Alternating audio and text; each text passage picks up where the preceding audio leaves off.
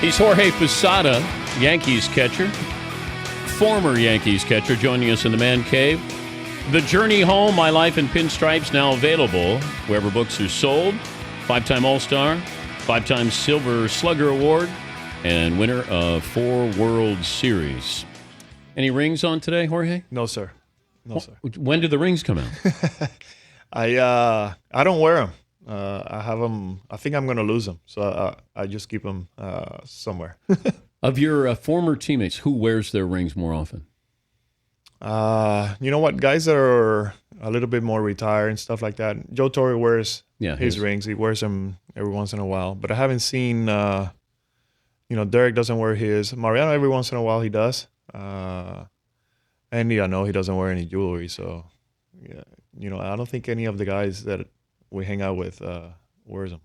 The book was interesting. The impact that your father had on you, just growing up where you grew up to get to where you were with the Yankees. I mean, it's a lot more involved in it than just you were there part of the core 4, you were there part of those World Series titles. And so it was more, it surprised me what the book was about. It wasn't about, hey, let me just talk Yankee baseball. Yeah. It was really about you. Yeah, I wanted the fans to get to know me a little better. I'm very, very private. I try to shy away, I think, a little bit from everything. And, the book was just more about, I wanted to give my dad's story. It's an amazing story, and you wanted to set it out there. And, obviously when I was growing up, I feel like I was filming Karate Kid with other things that he made me do. And I had no idea, back then why he was making me do this stuff. And give me an example of what your dad was doing. Well, one day... You're Mr. Miyagi there. Yeah. One day during the summer, he backs up this truck full of dirt.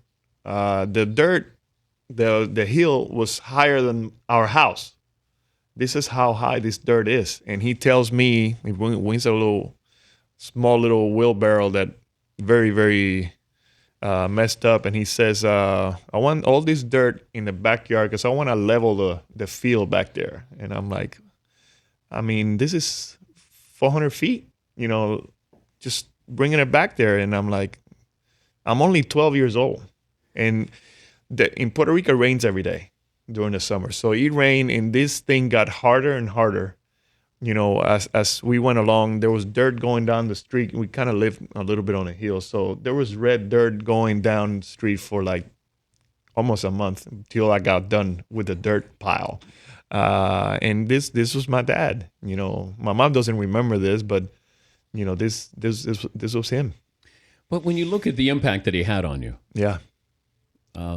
It was more about the discipline, the hard work. I mean, he would work 4 or 5 jobs at one time, doing little things. And he would leave the house 5 o'clock in the morning, come back home, around 7 o'clock. Sometimes he would, sneak in for lunch and go back out.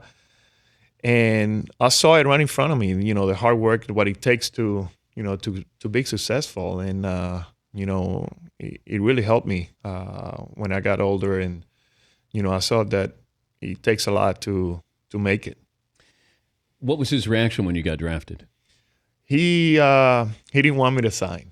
I got drafted twice by the Yankees. One was really, really late rounds and out of high school, and I wasn't ready to go play pro ball.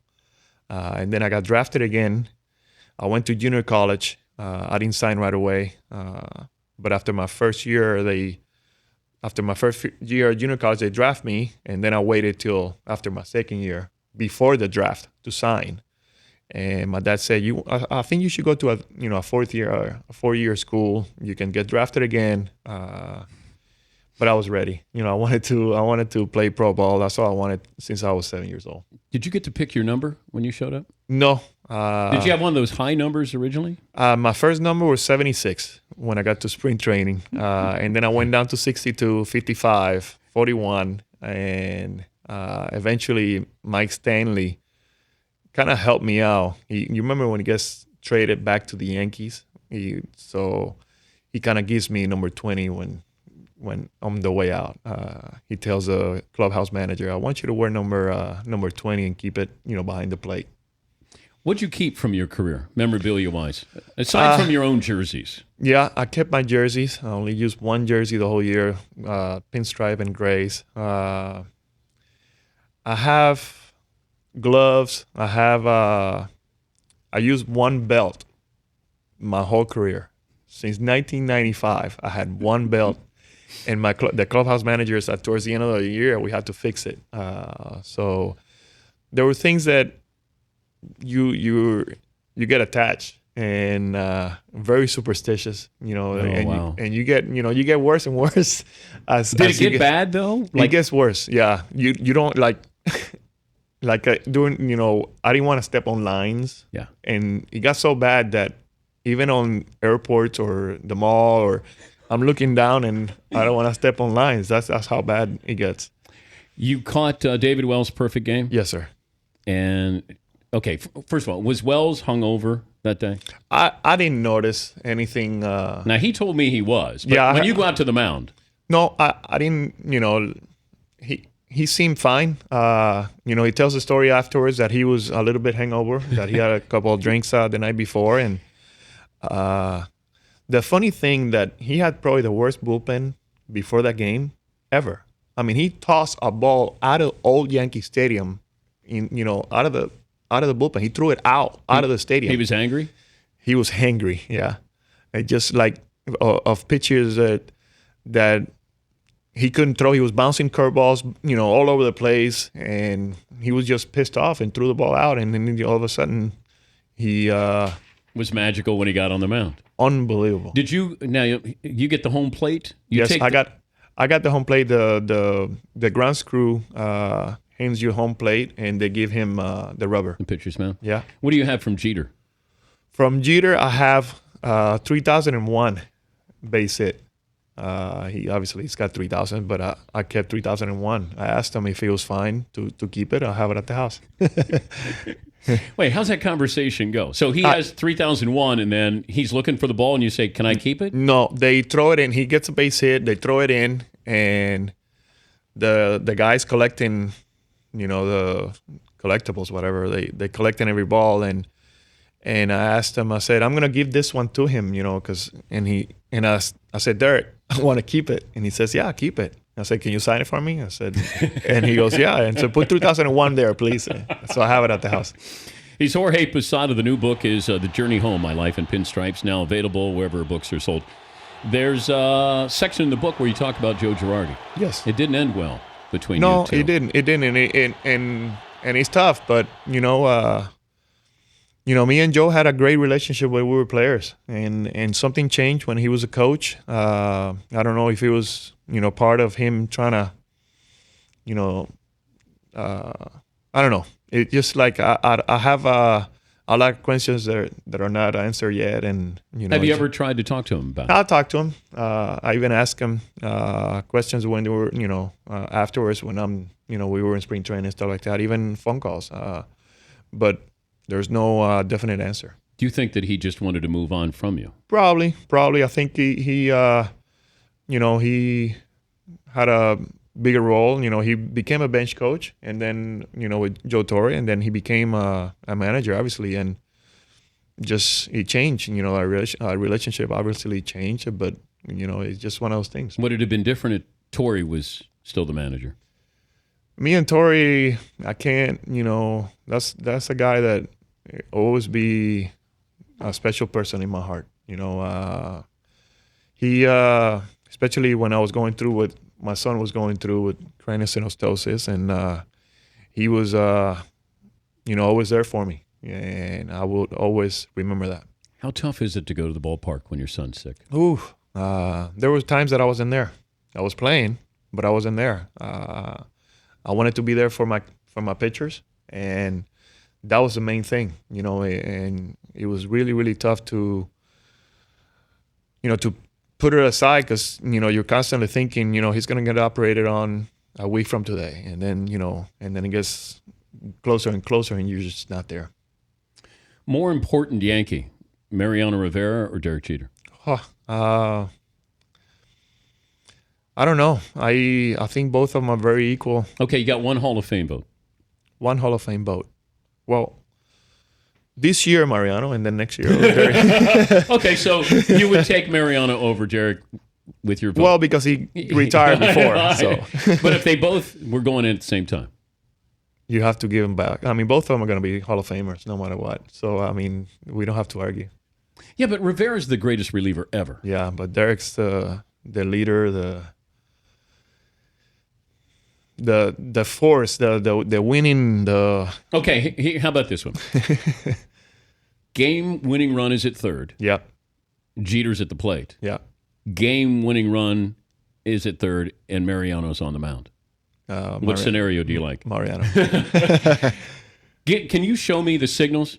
Well, Yeah. Mariano, you only put down just Yeah, at the beginning it was only one. just fast. It was One for his for his cutter. Okay. Yeah, and then he developed the two-seamer, Okay. and it was two different planes. So one was cutter, and two was two-seamer.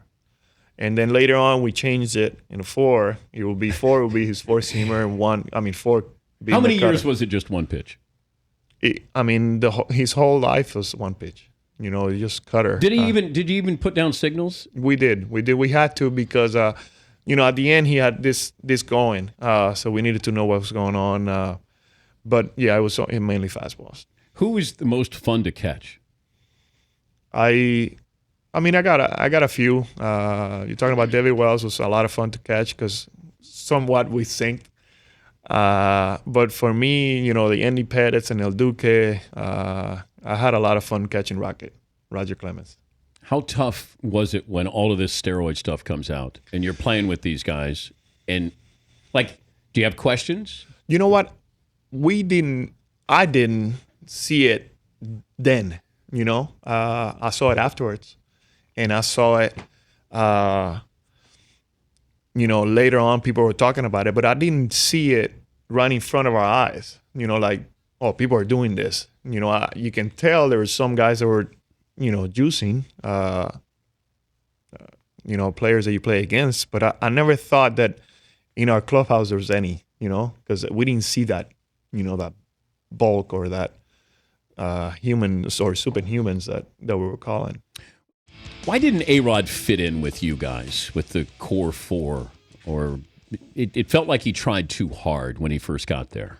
No, he fit it in. I think A-Rod had a lot of things going on, and it seemed like, at times, he like you would look for A-Rod during and he would be nowhere to be found, like in the clubhouse. And he was there, but like he will be in the gym, and then he will be like over here, and then he will be over here. And you try to, perfect example, try to sign a ball for somebody. Yeah. Oh, I want an A-Rod ball.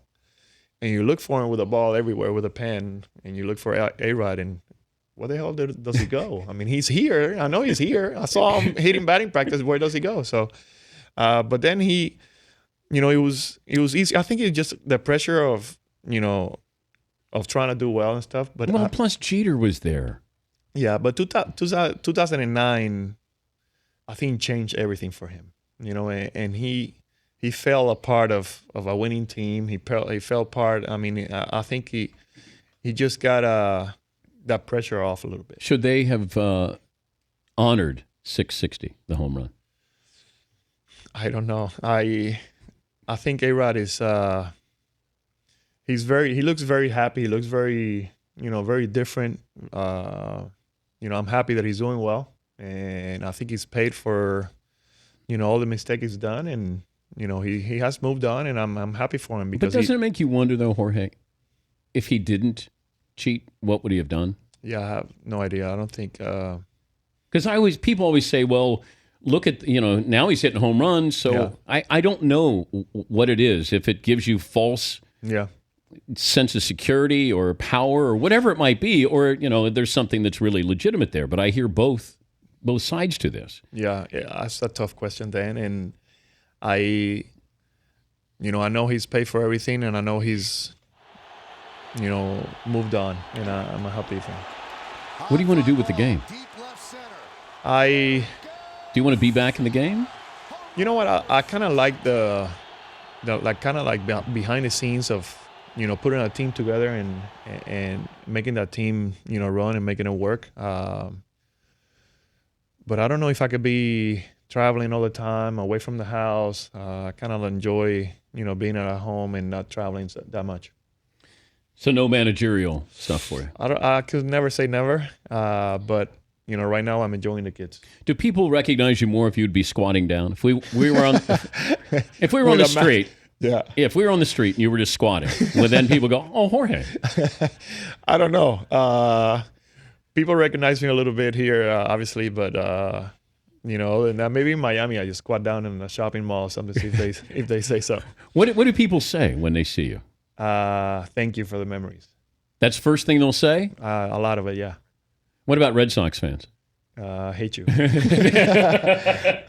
You could go to Boston though. They don't hate you there. Not. I don't think now. They may have just disliked you because you were good. Yeah, but you know what I get on the streets when you're out and you meet a Red Sox fan and say, I respect you. I didn't like you, but I respect you. You play the game the right way. And that's all you want to hear. That's all you want to hear. The book is it's Jorge Posada, The Journey Home, My Life in Pinstripes, now available wherever books are sold. And if you do read it, you'll probably come away saying your dad was a crazy genius there. He was Mr. Miyagi to you. Congrats. Good luck with the book, Jorge. Dan.